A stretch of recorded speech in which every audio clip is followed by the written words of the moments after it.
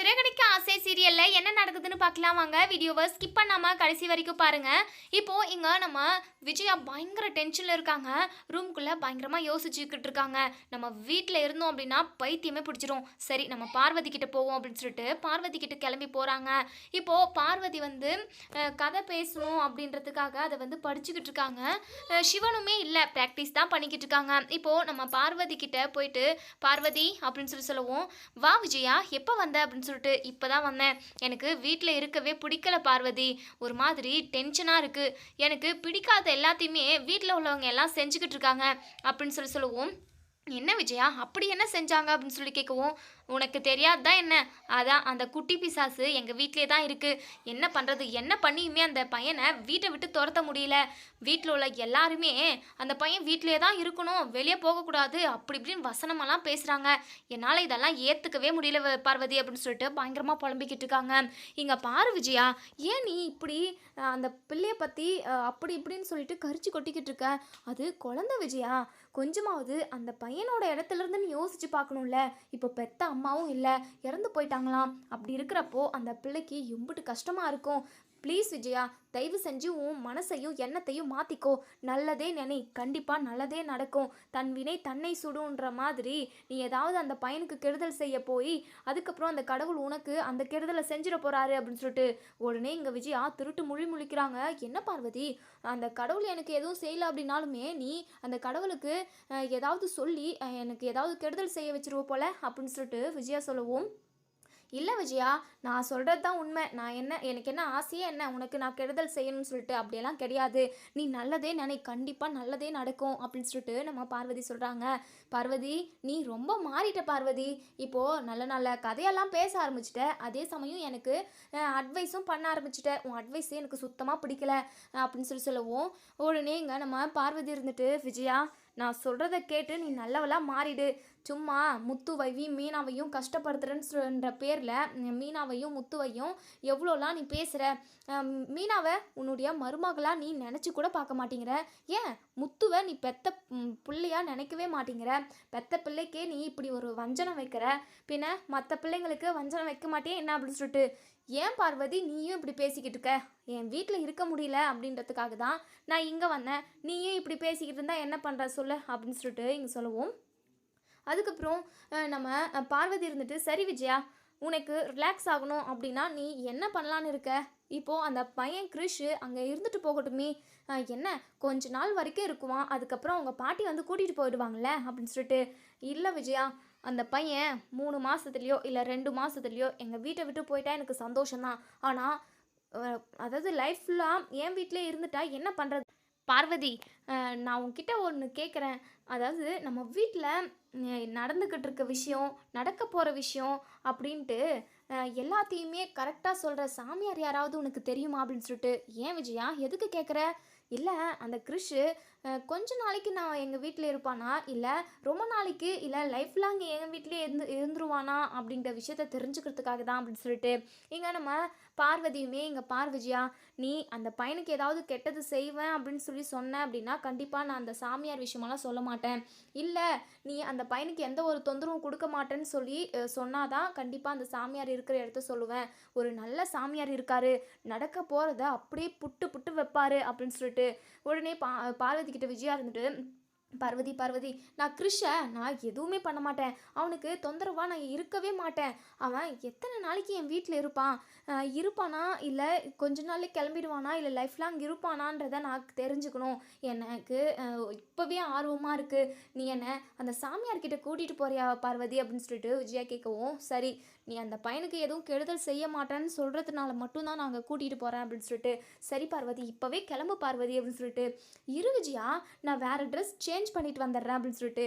உடனே நம்ம விஜயா இருந்துட்டு, பார்வதி இதுவே அழகாக தான் இருக்குது, இதில் நீயே சூப்பராக இருக்க, அம்சமாக இருக்க, வா வா நம்ம இப்போவே கிளம்புவோம் அப்படின்னு சொல்லிட்டு இங்கே நம்ம விஜயா வந்து கையோட எங்கள் பார்வதியை வந்து கூட்டிகிட்டு போயிடுறாங்க. பார்வதியுமே அந்த சாமியார், அதாவது சித்தர்னு சொல்லுவாங்க, சித்தர்கிட்ட கூட்டிகிட்டு போயிடுறாங்க.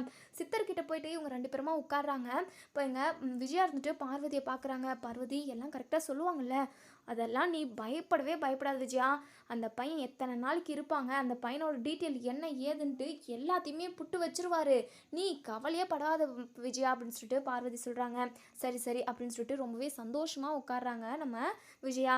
இப்போ அந்த சித்தருமே நீங்கள் எதுக்காக வந்திருக்கீங்கன்ற விஷயம் எனக்கு நீங்கள் சொல்லாமலே தெரியும் அப்படின்னு சொல்லிட்டு உடனே இங்கே நம்ம விஜயா வாயை பொழக்கிறாங்க. என்ன சாமி சொல்கிறீங்க, நாங்கள் சொல்லாமலேயே உங்களுக்கு தெரியுமா அப்படின்னு சொல்லிட்டு அதிர்ச்சியாக கேட்கவும், ஆமாம்மா, அதனால தானே நாங்கள் சாமியாராகவும் சித்தராகவும் இருக்கிறது.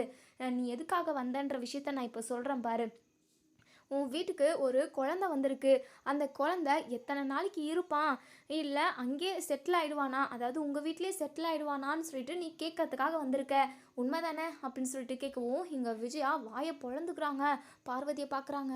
இங்கே பார்வதி இருந்துட்டு, விஜயா இது ஏதாவது கொசுது வாயில் போக போகுது, வாயை மூடு, ஏன் அவ்வளோ பெருசாக ஓப்பன் பண்ணுற, நீ இன்னும் கேளு அவர்கிட்ட அப்படின்னு சொல்லிட்டு இங்கே நம்ம விஜயாவுமே, சுவாமி கரெக்டாக சொல்கிறீங்க சுவாமி, நான் அதை நினச்சி தான் வந்தேன். அந்த பையன் எத்தனை நாளைக்கு இருப்பான் அப்படின்னு சொல்லி கேட்கவும், உடனே அந்த சித்தர் சொல்கிறாங்க, இங்கே பாரு தாயி, அந்த பையன் எத்தனை நாளைக்கு இருப்பான்னு நீ என்கிட்ட கேட்கவே கேட்காத. ஏன்னா அவன் கடைசி வரையும் அங்கே தான் இருப்பான். அவன் உனக்கு பேரன், அவன் அந்த வீட்டோட வாரிசு அப்படின்னு சொல்லவும், இதை கேட்டு நம்ம விஜயாவும் பார்வதியும் பயங்கரமாக ஷாக் ஆகுறாங்க. பார்வதி இருந்துட்டு, என்ன விஜயா, இந்த சாமியார் என்னமோ சொல்கிறாரு, நம்ம ஒன்று நினச்சி வந்தோம், ஆனால் அவர் ஒன்று சொல்கிறாரு அப்படின்னு சொல்லிட்டு உடனே நம்ம இது விஜயாவுமே, என்ன சுவாமி இப்படி சொல்கிறீங்க, அந்த குழந்தை யாருக்கு பிறந்ததோ, என்ன ஜாதியோ, என்ன கோத்திரமோ, அந்த பையனை போயிட்டு என்னுடைய வாரிசுன்னு சொல்கிறீங்க, எங்கள் வீட்டுக்கு வாரிசுன்னு சொல்கிறீங்க, இல்லை இல்லை அதெல்லாம் என்னால் ஏற்றுக்கவே முடியாது சுவாமி, கொஞ்சம் நல்லா பார்த்து சொல்லுங்கள் சுவாமி அப்படின்னு சொல்லவும், இங்கே பாருமா, நான் சொல்கிறது 100க்கு 100 உண்மை, நடக்க போகிறதுன்னு சொல்லிட்டு எல்லாத்தையுமே நான் கணிச்சு சொல்கிற ஆள்.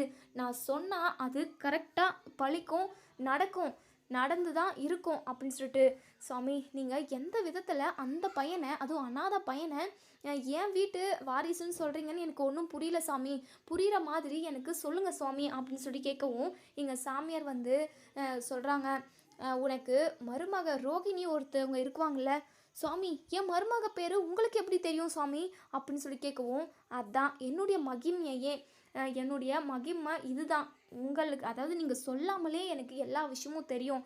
உன் மருமக ரோகிணி, அதான் மனோஜோட பொண்டாட்டி ரோகிணிக்கு ஏற்கனவே கல்யாணம் நடந்திருக்கு. கல்யாணம் நடந்து அவன் கூட 3 மாதம் அந்த பொண்ணு வாழ்ந்துருக்கு. அதுக்கப்புறம் சில பிரச்சனைனால அந்த பொண்ணு அவனை விட்டு பிரிஞ்சிருச்சு. அதே சமயம் அவன் உயிரோடவும் இல்லை, சின்ன ஆக்சிடெண்ட்டில் இறந்து போயிட்டான். அதன் மூலமாக அந்த பொண்ணு அதாவது கல்யாணத்தில் ஒரு பையனை பெத்தான். அந்த பையன் தான் அந்த கிறிஷு அப்படின்னு சொல்கிறாங்க. இதை கேட்டதுமே இங்கே விஜயா பயங்கரமாக அதிர்ச்சி ஆகுறாங்க. நெஞ்சில் இடி விழுந்த மாதிரி இருக்குது. சாமி என்ன சாமி என்னென்னமோ சொல்லிக்கிட்டு இருக்கீங்க, என் மருமக ரோகிணி அப்படியெல்லாம் இல்லை, அவள் ரொம்ப ரொம்ப நல்ல சாமி, கண்டிப்பாக நீங்கள் சொல்கிற மாதிரியெல்லாம் எதுவும் இருக்காது அப்படின்னு சொல்லிட்டு இங்கே பார்வதி சொல்கிறாங்க. இங்கே விஜயா, இந்த சுவாமி சொல்கிறாரு அப்படின்னா கண்டிப்பாக அதில் உண்மை இருக்கும், உனக்கு தெரியாததான் இருக்கும், கண்டிப்பாக அந்த ரோகிணி ஏதாவது சொல்லி உன்னை ஏமாற்றிக்கிட்டு இருந்திருப்பா அப்படின்னு சொல்லிட்டு உடனே அந்த சாமியார் சொல்கிறாங்க, இங்கே பாருமா, இது ரொம்ப நாள் ரகசியம், அந்த பொண்ணு ஏற்கனவே கல்யாணம் ஆன விஷயத்தையும் குழந்தை இருக்கிற விஷயத்தையும் உங்ககிட்ட சொல்லலை, மூடி மறைச்சிக்கிட்டு இருக்கு. அந்த விஷயத்த மறைக்கிறதுக்காக அந்த பொண்ணு உங்கள் குடும்பத்தில் 1008 பொய்யை சொல்லியிருக்கு, பொய்யா அடுக்கிக்கிட்டே இருக்குது, உங்களை எல்லாரையுமே அந்த பொண்ணு ஏமாற்றிக்கிட்டு இருக்கு அப்படின்னு சொல்லிட்டு மொத்த உண்மையுமே, ரோகிணியை பற்றின மொத்த உண்மையுமே இங்கே சாமியார் போட்டு உடைச்சிடுறாங்க. இங்கே விஜயாவுக்கு தலையை கிர்கிர்கிர்னு சுற்றுது. பார்வதி, என்னால் உண்மையவே உட்காரவே முடியல, எனக்கு எப்படியோ இருக்குது பார்வதி அப்படின்னு சொல்லிட்டு கொஞ்சம் மனசை தேத்திக்கோ விஜயா, இப்படி நீ சுருண்டு விழுந்துட்ட அப்படின்னா இந்த உண்மையெல்லாம் நீ எப்படி தெரிஞ்சுக்கிறது, இதை எப்படி தாங்கிறது, இதை எப்படி கண்டுபிடிக்கிறது, அதான் இந்த சுவாமியார் இருந்த உண்மை எல்லாத்தையுமே உனக்கு சொல்லிட்டாரு. இதுக்கப்புறம் தான் நீ இது உண்மையா இல்லையான்னு உன் மருமக ரோகிணியை கேட்டு தெரிஞ்சுக்கிட்டா மட்டும்தான் உண்டு அப்படின்னு சொல்லிட்டு உடனே சித்தர் இருந்துட்டு, இங்கே பாருமா, நான் சொன்னதில் ஒன்று கூட போய் கிடையாது, இது வரைக்கும் நான் போய் சொல்லியே சரித்திரமே கிடையாது, நான் சொன்னது எல்லாமே உண்மைதான், எப்படியாவது அந்த பையனை அவங்க வீட்டுக்குள்ளே கொண்டு வரணும் அப்படின்றதுக்காக தான் கொண்டு வந்திருக்காங்க அப்படின்னு சொல்லிட்டு மொத்த உண்மையுமே சொல்லிடுறாங்க. இங்கே விஜயாவும் நம்ம பார்வதியும் அங்கேருந்து கிளம்பி வந்துக்கிட்டு இருக்காங்க. வர வழியில் இங்கே நம்ம பார்வதி இருந்துட்டு, என்ன விஜயா, இந்த ரோகிணி மலேசியா பணம் அது இதுன்னு என்னென்னமோ பொய்ய சொன்னா, இப்போது கல்யாண வாழ்க்கையுமே ஒரு முன்னாடியே ஏற்கனவே வாழ்ந்திருக்கா. 2ஆம் தாரமா தான் மனோஜ கல்யாணம் பண்ணியிருக்கா. எல்லாருமே ஏமாத்தியிருக்கா. எவ்வளோ பெரிய கேடியா இருந்திருக்கா அவ, அப்படின்னு சொல்லிட்டு இங்க நம்ம பார்வதியுமே சொல்றாங்க. இப்போ நம்ம விஜயாவுக்கு ஒரு மாரி தலையே சுத்தின்னு இருக்கிற மாரி இருக்கு. அவங்க தெளிவுக்கே வரல. அந்த அளவுக்கு பயங்கர அதிர்ச்சியில இருக்காங்க. பார்வதி, எனக்கு என்ன சொல்றதுன்னே தெரியல. இதெல்லாம் உண்மையா இருக்கக்கூடாதுன்னு தான் என் மனசுக்குள்ள தோணிக்கிட்டே, அதாவது சொல்லிக்கிட்டே இருக்கு. ஆனா, அந்த சுவாமி சொல்றது எல்லாமே உண்மையா இருந்தா, நான் என்ன பண்ணுவேன்? என் பிள்ளை மனோஜோட வாழ்க்கை என்ன ஆவறது? அப்படின்னு சொல்லிட்டு ரொம்பவே பதட்டப்படுறாங்க. இப்போ இங்க நம்ம பார்வதி இருந்துட்டு, "இங்க பாரு விஜயா, நீ போயிட்டு ரோகிணி கிட்ட தனியா கூப்பிட்டு வச்சு, இதெல்லாம் உண்மையா என்ன ஏதுன்னு சொல்லிட்டு விசாரி. அவளுக்கு 2 அறை கூட விடு. அதுக்கப்புறம் எல்லா உண்மையுமே அவளே கக்கிடுவா. அப்படி உண்மை இல்லைன்னா அவ அந்த மாதிரி அதாவது சொல்லிடுவா. கண்டிப்பா நீ 4 அறை விட்டனாவே கண்டிப்பா எல்லா உண்மையும் உளர்றதுக்கு நெறைய வாய்ப்பு இருக்கு. நீ போயிட்டு என்ன ஏதுன்னு விசாரி விஜயா" அப்படின்னு சொல்லிட்டு இங்க பார்வதி சொல்றாங்க. அதுக்கப்புறம் இங்க விஜயா பயங்கர கோவமா வீட்டுக்கு வராங்க. வீட்டுக்கு வந்ததுமே அதாவது பேய் அறைஞ்ச மாதிரி அதாவது ஹாலில் உட்காண்ட்ருக்காங்க. அண்ணாமலை இருந்துட்டு அப்போ தான் வந்து உட்காடுறாங்க. "மீனா, காஃபி கொண்டு வாமா" அப்படின்னு சொல்லிட்டு இங்கே நம்ம அண்ணாமலை சொல்லவும், "இதோ கொண்டு வரமாம்மா" அப்படின்னு சொல்லிட்டு மீனாவுமே கொண்டு வந்து கொடுக்குறாங்க. "அத்தை, உங்களுக்கு காஃபி வேணுமா?" அப்படின்னு சொல்லி கேட்கவும், "காஃபி வேண்டாம், ஒரு எதனா விஷ டப்பாவை வாங்கிட்டு வந்து அதில் காஃபியில் கலந்து கொடுத்துரு. கொஞ்சமாக நான் குடிச்சிட்டு செத்து போயிடுறேன்" அப்படின்னு சொல்லிட்டு இங்கே விஜயா சொல்லவும், இதை கேட்டதுமே இங்கே நம்ம விஜயா இருந்துட்டு, இது அண்ணாமலை இருந்துட்டு பயங்கரமாக ஷாக் ஆகுறாங்க. "என்ன விஜயா, என்னாச்சு உனக்கு? ஏன் இப்படி நீ பேசுகிற? உனக்கு அப்படி என்ன பிரச்சனை? நீ செத்து போகிற அளவுக்கு?" அப்படின்னு சொல்லிட்டு கேட்கவும், "ஏங்க, அப்படி தாங்க இருக்குது. வாழ்க்கையே வெறுத்து போயிடும் போல இருக்குது" அப்படின்னு சொல்லிட்டு ரொம்பவே ஃபீல் பண்ணி சொல்கிறாங்க. "என்ன விஜயா, கிறிஷ் இந்த வீட்டில் இருக்கிற கூடாதுன்னு சொல்லிட்டு நீ சொன்ன. அதுக்கப்புறம் கிறிஷை கடத்தி கொண்டு போய் எங்கேயாவது அனாதை ஆசிரமத்தில் சேர்த்தணும்னு சொன்னேன். அது முடியாதுன்னு தெரிஞ்சதும் நீ செத்து போயிடலான்னு நினைக்கிறியா? என்ன விஜயா, இதெல்லாம் சின்ன பிள்ளைத்தனமாக இல்லை" அப்படின்னு சொல்லிட்டு அண்ணாமலை சொல்லவும், அப்போ தான் நம்ம இது முத்துவும் அதாவது சவாரி முடிச்சுட்டு வீட்டுக்கு வராங்க. இப்போது ரோகிணியும் மனோஜும் ஆஃபீஸ்லேயே இருக்காங்க. இப்போ ரவி ஸ்ருதி கூட வீட்டுக்கு வந்துடுறாங்க. இப்போது முத்து இருந்துட்டு, "என்னப்பா, அம்மாவுக்கு பேய் இது ஏதாவது பிடிச்சிருச்சு என்ன? பேய் அரைஞ்ச மாதிரி உட்காந்துருக்காங்க" அப்படின்னு சொல்லிட்டு, "ஏங்க, அவனை சும்மா இருக்க சொல்லுங்கள். ஏற்கனவே நான் பயங்கர கடுப்பில் இருக்கேன். தலையே வெடிச்சு போகிற அளவுக்கு எனக்கு தலை வலிக்குதுங்க" அப்படின்னு சொல்லிட்டு, "அந்த அளவுக்கு அம்மா என்ன வேலை செஞ்சாங்கப்பா?" அப்படின்னு சொல்லி கேட்கவும், "டேய் முத்து, சும்மா இரேண்டா. அவளே ஏதோ ஒரு விஷயத்த வச்சு அதாவது மனசில் போட்டு குழப்பிக்கிட்டு இருக்காளாட்டுங்குது. செத்து போகிறான் அது இதுன்னு என்னென்னமோ சொல்லிக்கிட்டு இருக்கா" அப்படின்னு சொல்லிட்டு, "ஐயோ, என்னப்பா சொல்கிறீங்க? அம்மா மற்றவங்கள தான் சாவடிப்பாங்க. அவங்க செத்து போகிற அளவுக்கு அப்படி என்ன முக்கியமான விஷயம்?" அப்படின்னு சொல்லிட்டு உடனே இங்கே விஜயா முத்துவை முறைக்கிறாங்க. மீனாவுமே, "என்ன அத்தை ஒரு மாதிரியாகவே இருக்காங்க, என்னவா இருக்கும்?" அப்படின்னு சொல்லிட்டு கேட்கவும், உடனே இங்கே நம்ம மீனாவுமே கேட்குறாங்க, "அத்தை, உங்களுக்கு என்னாச்சு அத்தை? ஏன் இப்படி திருட்டு முழிக்கிறீங்க?" அப்படின்னு சொல்லிட்டு, "ஏய், உன்கிட்ட யாராவது ஏதாவது கேட்டாங்களாடி? வாயை வச்சுக்கிட்டு நீ சும்மா இருந்தாவே போதும். பூ கட்டுறவங்களாம் என்கிட்ட பேசக்கூடாது" அப்படின்னு சொல்லிட்டு உடனே இங்கே முத்து இருந்துட்டு, "பூ கட்டுறவங்க சமைச்சா நல்லா திங்குவீங்க, வாய்க்கு ருசியாக நல்லா வயிறார கொட்டிக்கிறீங்கல்ல, அப்போ மட்டும் பூ கட்டுறவ வந்து எங்கேருந்து வந்தா? பூ கட்டுறவ சமைக்கிறத மட்டும் சாப்பிடுவீங்களா? காஃபி போட்டுட்டுவா, ஸ்ட்ராங்காக வேணும் அப்படின்னு சொல்லிட்டு கேட்குறீங்களே, அதெல்லாம் உங்களுக்கு நல்லா இருக்கு. ஆனால் என்ன பிரச்சனை, ஏன் இப்படி இருக்கீங்கன்னு கேட்டால் உங்களுக்கு வலிக்குதா? இங்கே பாருங்க, நீங்கள் ஓவராக தான் பண்ணிக்கிட்டு இருக்கீங்க. அதுக்கப்புறம் மீனாவை சமைக்கவே விட மாட்டேன். அதுக்கப்புறம் நீங்கள் எல்லாருமே பட்னியாக தான் இருக்கணும். இல்லைனா அந்த பார்லர் அம்மா சமைக்கும்ல, உப்பு சப்பு இல்லாத சாப்பாடு, அதை தான் நீங்கள் சாப்பிட வேண்டியதாக இருக்கும்" அப்படின்னு சொல்லிட்டு இங்கே நம்ம முத்து வந்து சொல்லிக்கிட்டு இருக்கவும், விஜயாவுக்கு பயங்கரமாக கோவம் வருது. ஏன்னா ஏற்கனவே டென்ஷனில் இருக்காங்க. "ஏங்க, இவனை சும்மா இருக்க சொல்லுங்க. ஏங்க இவன் என்னை டென்ஷன் பண்ணிக்கிட்டு இருக்கான்?" அப்படின்னு சொல்கிறாங்க. அதுக்கப்புறம் எங்கள் அண்ணாமலை இருந்துட்டு, "விஜயா, நீ ஏன் இப்படி இருக்கன்ற விஷயத்த சொல்லலாம்ல" அப்படின்னு சொல்லிட்டு உடனே இங்கே நம்ம விஜயா இருந்துட்டு, "ஏங்க, இதுக்கப்புறமும் இந்த விஷயத்த என்னால் மனசுக்குள்ளே போட்டுக்கிட்டு என்னால் குழப்பிக்கிட்டு இருக்க முடியாதுங்க. நான் எல்லாரும் முன்னாடியும் விஷயத்த சொல்லிடுறேங்க." "சொல்லு விஜயா, அதை தானே இவ்வளோ நேரமாக எல்லாரும் கேட்டுக்கிட்டு இருக்கோம்" அப்படின்னு சொல்லிட்டு, "ஏங்க, இந்த ரோகிணிக்கு ரோகிணிக்கு" அப்படின்னு சொல்கிறாங்க. உடனே நம்ம முத்து இருந்துட்டு, "அப்பா, அம்மாவுக்கு திக்குவாய் ஆயிடுச்சுப்பா, திக்குறாங்கப்பா" அப்படின்னு சொல்லிட்டு, "டேய், சும்மா இருடா" அப்படின்னு சொல்லிட்டு இங்கே விஜயா பயங்கரமாக கோவப்படுறாங்க. அண்ணாமலை இருந்துட்டு, "டேய் முத்து, ஏண்டா கொஞ்ச நேரம் வாயை வச்சுக்கிட்டு சும்மா இரேண்டா? அவள் தான் ஏதோ ஒரு முக்கியமான விஷயம் சொல்லணும்னு சொல்கிறா, நீ என்னமோ குறுக்குள் பேசி என்னென்னமோ இது பண்ணிக்கிட்டு இருக்க. உட்கார்றா சும்மா" அப்படின்னு சொல்லிட்டு இப்போது விஜயா சொல்ல ஆரம்பிக்கிறாங்க. "ஏங்க, ரோகிணிக்கு மனோஜ் கூட கல்யாணம் நடக்கிறதுக்கு முன்னாடியே ஒரு கல்யாணம் நடந்திருக்குங்க அப்படின்னு சொல்லிட்டு இதை கேட்டீங்க நம்ம அண்ணாமலை பயங்கரமாக அதிர்ச்சி ஆகுறாங்க. முத்து இருந்துட்டு, என்னம்மா, என்ன ஏதாவது கனவு கண்டியா, என்னென்னமோ பேசிக்கிட்டு இருக்க? டேய், நான் சொல்கிறதெல்லாம் உண்மைதான்டா. நானே பைத்தியம் பிடிச்ச மாதிரி இருக்கேன். மனோஜோட வாழ்க்கை நினச்சா எனக்கு எப்படி எப்படியே இருக்குடா அப்படின்னு சொல்லிட்டு நம்ம அண்ணாமலை யோசிக்கிறாங்க. என்ன விஜயா, உனக்கு எப்படி தெரியும் இந்த விஷயம் அப்படின்னு சொல்லிட்டு. ஏங்க, நான் ஒரு சும்மா கோவிலுக்கு போயிருந்தேங்க. அங்கே ஒரு சித்தர் எல்லா விஷயத்தையுமே சொன்னாங்க. ரோகிணிக்கு ஏற்கனவே கல்யாணம் நடந்து ஒரு குழந்தை இருக்குது. அந்த குழந்தை யார் தெரியுமாங்க? இந்த கிறிஷு தான் அப்படின்னு சொல்லிட்டு. இதை கேட்ட நம்ம மீனா பயங்கரமாக அதிர்ச்சி ஆகுறாங்க. என்ன, அத்தைக்கு எல்லா விஷயமும் தெரிஞ்சிருக்கு அப்படின்னு சொல்லிட்டு. இதை கேட்ட நம்ம முத்து, அண்ணாமலை எல்லாருமே பயங்கரமாக அதிர்ச்சி ஆகுறாங்க. இப்போது முத்து இருந்துட்டு, நீங்கள் சொல்கிறது கரெக்டாக தான் இருக்கும், கண்டிப்பாக கரெக்டாக தான் இருக்கும். ஏன்னா இந்த பார்லர் அம்மா செம்ம கேடி, கேடி, கேடினா கேடி, கேடிங்களுக்கெல்லாம் தலைவரான கேடி அது. அந்த பார்லர் அம்மா ஏதோ ஒரு பெரிய திருட்டு வேலை பார்த்துக்கிட்டு இருக்குன்னு எனக்கு தெரியும். ஆனால் இந்த அளவுக்கு பெரிய வேலையை பார்க்கணுன்னு நான் கொஞ்சம் கூட எதிர்பார்க்கல. இப்படி எப்படியெல்லாம் அந்த பார்லர் அம்மா நம்மக்கிட்ட போய் சொல்லியிருக்கு.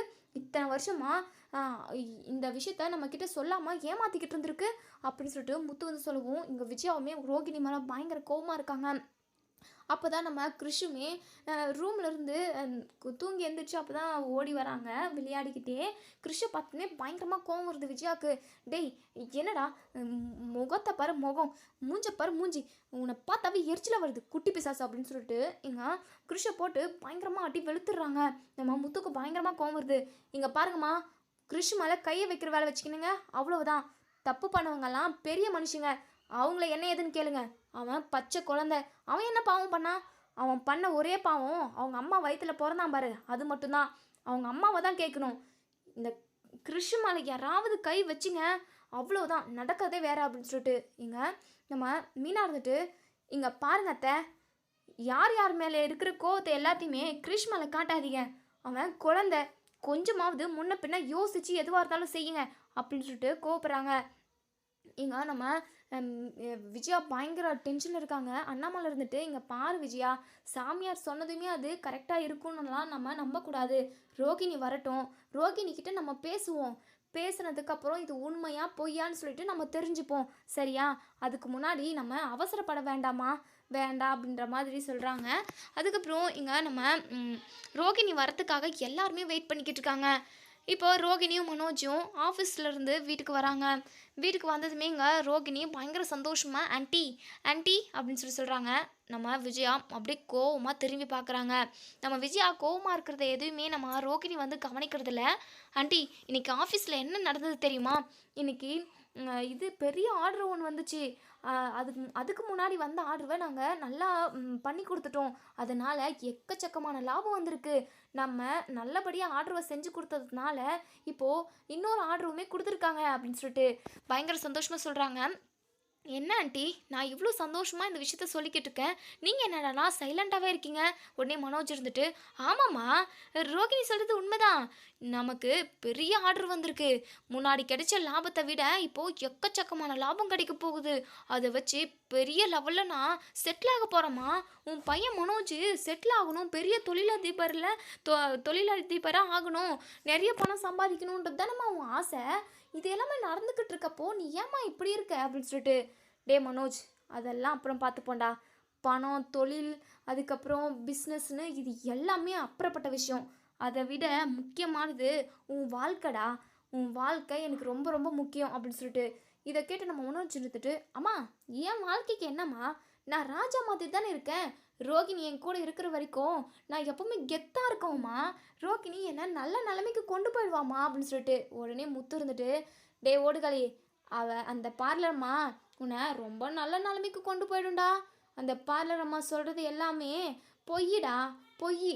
பொய்க்கே உருவம் கொண்ட பார்லர் அம்மா அது.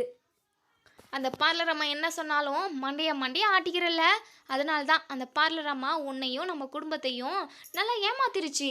நம்ம குடும்பத்தை தலையிலேயே மிளகா அரைச்சிருச்சு. ஊனா, ஏன் மருமக ரோகிணி பணக்கார ரோகிணி அப்படி இப்படின்னு சொல்லிட்டு அம்மா தலையில் தூக்கி வச்சு கொண்டாடிக்கிட்டு இருந்தது. அம்மாவோட தலை நல்லா மிதிக்கிறதுக்கு வாட்டமாக இருக்குன்னு சொல்லிட்டு இந்த ரோகிணி அம்மாவையுமே போட்டு நல்லா மிதிச்சிருச்சுடா. இப்போ தான் அம்மாவுக்கு எல்லாமே தெரிய வந்துக்குது அப்படின்னு சொல்லிட்டு இங்கே ரோகிணிக்கு படபடாங்குது. என்ன ஒரு மாதிரி வித்தியாசமாக பேசுகிறாங்க எல்லாரும் அப்படின்னு சொல்லிட்டு திருட்டு முழி முழிக்கிறாங்க. உடனே முத்து ரோகிணி கிட்ட வந்து, என்ன பார்லரம்மா, என்ன திருட்டு முழி முழிக்கிறீங்க, என்னன்னு தெரியாமல் முடிச்சுக்கிட்டு இருக்கீங்க போல அப்படின்னு சொல்லிட்டு சொல்லவும், என்ன முத்து என்னென்னமோ பேசிக்கிட்டு இருக்கீங்க, இங்கே பாருங்க மீனா, உங்கள் ஹஸ்பண்ட் பேசுறது எதுவுமே சரியில்லை, கொஞ்சம் முத்துவோட வாயை அடைக்க வைங்க அப்படின்னு சொல்லிட்டு. உடனே இங்கே நம்ம விஜயா எதுவுமே பேசுறதில்ல. ரோகிணியை பல்லார்னு ஒரு விடவும் ரோகிணி போயிட்டு அங்கே செவுத்துல விழுறாங்க அப்படி சுற்றிக்கிட்டு. உடனே மனோஜ் இருந்துட்டு, அம்மா எதுக்கும்மா ரோகிணி இப்படி அடிக்கிற, மாட்டை போட்டு அடிக்கிற மாதிரி அடிக்கிற, என் பொண்டாட்டியை அடிக்காதீங்கம்மா அப்படின்னு சொல்லிட்டு. டே மனோஜ், வாயை மூடிக்கிட்டு இருடா, உன் நல்லதை மட்டும்தான் நான் பார்ப்பேன், நீ நல்லா இருக்கணும், உனக்கு எல்லாமே செட்டிலாக இருக்கணும், எல்லாமே நல்லா இருக்கணும், பொண்டாட்டி விஷயத்துலையும் சரி, வேலை விஷயத்துலையும் சரி, படிப்பு விஷயத்துலையும் சரி, உனக்கு எல்லாமே நல்லா இருக்கணும்னு நினச்சவன் நாடா, நீ எதுவுமே பேசக்கூடாது பார்த்துக்கோ. ஏய் ரோகிணி இங்கே வாடி அப்படின்னு சொல்லிட்டு. ஆண்டி என்ன ஆண்டி, ஏன் ஆண்டி என்னை அடிக்கிறீங்க, என்னாச்சு ஆண்டி அப்படின்னு சொல்லிட்டு தயங்கிக்கிட்டே இங்கே ரோகிணி வந்து கேட்கவும், உடனே இங்கே நம்ம இது விஜயா இருந்துட்டு, இங்கே பாருடி, மனோஜ் கூட கல்யாணம் நடக்கிறதுக்கு முன்னாடியே உனக்கு ஒரு கல்யாணம் நடந்ததா அப்படின்னு சொல்லிட்டு. இதை கேட்ட நம்ம ரோகிணிக்கு அப்படியே வெடன்னு ஆயிடுது, அப்படியே முகமெல்லாம் வேத்து ஒழுகுது. என்னடி என்ன முழிக்கிற, சொல்லுடி அப்படின்னு சொல்லிட்டு. உடனே நம்ம ரோகிணி மீனாவை பார்க்குறாங்க. என்ன மீனா, எல்லாத்தையும் சொல்லிட்டீங்களா அப்படின்னு சொல்லிட்டு மீனாவை பார்த்து கேட்கவும், இங்கே எல்லாருமே மீனாவை பார்க்குறாங்க. உடனே மீனா பயங்கர பதட்டமாகறாங்க. உடனே இங்கே விஜயா இருந்துட்டு இங்கே மீனா கிட்ட போயிட்டு, ஏய் பூ கட்டுறவளே, அப்போது இவளுக்கு ஏற்கனவே கல்யாணம் நடந்து ஒரு குழந்தை இருக்கிற விஷயம் எல்லாமே உனக்கு ஏற்கனவே தெரிஞ்சிருந்தும் எங்கள் குடும்பத்தவே ஏமாத்திருக்க. மனோஜ் உன்னை மனமேடையிலேயே உனக்கு தாலி கட்டாமல் அவன் வேற ஒரு பொண்ணு கூட ஓடி போயிட்டான்றதுனால இந்த விஷயத்த சொல்லாமல் மூடி மறைச்சிட்டியாடி அப்படின்னு சொல்லிட்டு எங்கள் மீனாவை அப்படியே தாம் தும்னு குதிக்கிறாங்க, கத்துறாங்க மீனாவை. உடனே முத்து இருந்துட்டு, இங்கே கொஞ்ச நேரம் அமைதியாக இருங்கம்மா, நான் கேட்டுக்கிறேன். மீனா என்ன மீனா, இந்த ரோகிணி உன்னை கையை காட்டுது, என்ன நடக்குதுங்க, அப்போது ஏற்கனவே உனக்கு இந்த விஷயமெல்லாம் தெரியுமா அப்படின்னு சொல்லிட்டு. ஏங்க நான் சொல்கிறத கேளுங்க அப்படின்னு சொல்லிட்டு, தீபாவளிக்கு பாட்டியோட ஊருக்கு போனது, குளத்து பக்கத்துலேயே இவங்க திதி கொடுத்துக்கிட்டு இருந்தது, அதுக்கப்புறம் நம்ம ரோகிணியை பல்லார் நாளை அறவிட்டது, அவங்க பிளாக்மெயில் பண்ணதுன்னு சொல்லிட்டு மொத்த விஷயத்தையுமே லைனாக சொல்லிடுறாங்க. அப்போது இந்த மேடம் இந்த தப்பு அதாவது இவளுக்கு கல்யாணம் நடந்த விஷயம் எல்லாமே உனக்கு தெரிஞ்சதுனால தான் நீ என் கூட சண்டை போட்டியா, நீ இந்த வீட்டை விட்டு போனதுக்கு காரணமும் இந்த பார்லர் அம்மா தானா, ஓஹோ இப்போ தான் இதுக்கான கரெக்டான ரீசன் தெரிய வந்திருக்கு. அப்பா பார்த்தீங்களாப்பா, இந்த பார்லர் அம்மா எவ்வளோ பெரிய கேடி வேலை பார்த்துருக்குன்னு. இதெல்லாம் கேட்டுக்கிட்டு இருந்த நம்ம மனோஜ் மயங்கி விழுந்துடுறாங்க. டே ஓடுகளை என்னடா ஆச்சு அப்படின்னு சொல்லிட்டு முத்து வந்து தூக்கவும், ரவி தண்ணி ஒரு பக்கம் கொண்டு வரவும் தண்ணியை முகத்தில் தெளிக்கிறாங்க. நம்ம மனோஜ் எந்திரிச்சு நிற்கிறாங்க. உடனே விஜயா கிட்ட போயிட்டு அப்படியே விஜயாவை கட்டி பிடிச்சிக்கிறாங்க. அம்மா என்னம்மா, இந்த ரோகிணி என் வாழ்க்கையவே கெடுத்துட்டாம்மா, ஏற்கனவே கல்யாணம் ஆனவ, ஒரு குழந்தை பெற்றவம்மா, இவ என் வாழ்க்கையை கெடுத்துட்டாம்மா, போச்சு என் வாழ்க்கை. நான் ரோகிணி ரொம்ப நல்லவன்னு சொல்லிட்டு நான் நினச்சிக்கிட்டு இருந்தேன், ஆனால் இவ்வளோ பெரிய கேடியாக இருக்காளேம்மா, இவ்வளோ பெரிய ஃப்ராடாக இருக்காளே அப்படின்னு சொல்லிட்டு மனோஜ் அழுகுறாங்க. மனோஜ் அழுறத பார்த்த நம்ம விஜயாவுக்கு பயங்கர டென்ஷனாக இருக்குது. பாத்தியாடி என் பிள்ளை எப்படி அழுதுன்னு அப்படின்னு சொல்லிட்டு ரோகிணியோட தலையை பிடிச்சி அப்படியே முடியை பிடிச்சி ஆட்டுறாங்க. நீ இந்த வீட்டில் ஒரு நிமிஷம் கூட இருக்கக்கூடாதுன்னு சொல்லிட்டு கழுத்தை பிடிச்சி வீட்டை விட்டு வெளியே தள்ளுறாங்க. உடனே ரோகிணி ஓடி வந்து, ஆண்டி ப்ளீஸ் ஆண்டி, நான் சொல்கிறத ஒரு நிமிஷம் கேளுங்க ஆண்டி, நான் எதுக்காக இப்படி நான் இந்த விஷயத்த சொல்லாமல் மறைச்சேன் அப்படின்னா, ஏய் இங்கே பாருடி, ஒரு நிமிஷம் கூட நீயும் இந்த கிறிஷ் இந்த வீட்டில் இருக்கக்கூடாதுடி அப்படின்னு சொல்லிட்டு. உடனே இங்கே நம்ம மீனா இருந்துட்டு, அத்தை ஒரு நிமிஷம் அத்தை, இங்கே பாருங்க, ஏதோ நடந்துருச்சு, இதுக்கப்புறம் கிறிஷ் இந்த வீட்டில் தான் இருப்பான், அவன் குழந்த. இத்தனை நாளாக இந்த ரோகிணி கிறிஷுக்கு மிகப்பெரிய கஷ்டத்தை கொடுத்துருக்காங்க. தாயோட பாசத்தை அதாவது தாயோட பாசத்துக்கு கிறிஷு எவ்வளோ நாள் ஏங்கியிருப்பான். பாவம் அந்த குழந்தைய இந்த ரோகிணி எவ்வளவோ கஷ்டப்படுத்தியிருக்காங்க. தன்னோட சுயநலத்துக்காக கிறிஷை ரொம்ப அவங்க இஷ்டத்துக்கு அவங்க வாழ்க்கை நல்லா இருந்தால் போதும்னு சொல்லிட்டு கிறிஷை தனியாக தவிக்க விட்டுருக்காங்க. இங்கே பாருங்கள், நீங்கள் எந்த தண்டனை கொடுத்தாலும் இந்த ரோகிணிக்கு கொடுங்க, கிறிஷ் இந்த வீட்டில் தான் இருப்பான் அப்படின்னு சொல்லிட்டு மீனா சொல்கிறாங்க. உடனே விஜயா ஓடி வந்து, ஏய் இங்கே பாருடி, இந்த விஷயத்தில் நான் தான் முடிவெடுப்பேன், இந்த பையன்லாம் இந்த வீட்டில் இருக்கவே கூடாது அப்படின்னு சொல்லிட்டு இங்கே நம்ம முத்து சொல்கிறாங்க. இங்கே பாருங்கம்மா, மீனா சொல்கிறது தான் கரெக்டு. கிறிஷ் எந்த தப்பும் பண்ணாதவன், அவன் அப்பாவி. பண்ண தப்பெல்லாமே இந்த பார்லர் அம்மா. எந்த தண்டனையாக இருந்தாலும் இந்த பார்லர் அம்மா கொடுங்க. கிறிஷ் இந்த வீட்டில் தான் இருப்பான். டே கிறிஷு, நீ யார் கூட இருப்ப? உன் அம்மா கூட போறியா இல்லை ஏன் கூடயும் மீனா ஆண்டி கூடயும் இருக்கியாடா அப்படின்னு சொல்லிட்டு இங்கே கிறிஷு இங்கே ரோகிணியை பார்க்குறாங்க. அங்கிள், உங்கள் கூட இருக்கிறதுக்கு எனக்கும் பிடிச்சிருக்கு, ஆனாவும் அம்மாவும் பாவம் இல்லை, அம்மாவை யாரும் திட்டாதீங்க அடிக்காதீங்கன்னு சொல்லிட்டு கிறிஷ் அழுகுறாங்க. உடனே நம்ம முத்துக்கு ரொம்பவே மனசு கஷ்டமாக இருக்குது. டே கிறிஷ் அழுகாதடா. உடனே இங்கே முத்து இருந்துட்டு, பாத்தியா பார்லரம்மா, நீ வேணா உன் வாழ்க்கைன்னு சொல்லிட்டு உன் வாழ்க்கையை பற்றி மட்டும் நினச்சிக்கிட்டு இருந்திருக்கலாம். ஆனால் கிறிஷு உன்னை பற்றியும் நினச்சி கவலைப்படுறான். இதுதான் பாசம். ஆனால் நீ சுயநலமாக உன் வாழ்க்கை நல்லா இருந்தால் போதும், நீ இன்னொரு கல்யாண வாழ்க்கையில் சந்தோஷமாக இருந்தால் போதும்னு மட்டும் நினச்சிருக்க. ஆனால் ஒரு நிமிஷம் கூட இந்த கிறிஷோட மனசை பற்றியும் அவனை பற்றியும் நீ யோசித்து பார்க்கவே இல்லைல்ல அப்படின்னு சொல்லிட்டு முத்து சொல்கிறாங்க. இனி என்ன நடக்கும் அப்படிங்கிறத நம்ம வெயிட் பண்ணி பார்ப்போம். ஃப்ரெண்ட்ஸ், வீடியோ பிடிச்சிருந்தா லைக் பண்ணி கமெண்ட் பண்ணி தருவீங்க. தேங்க்யூ.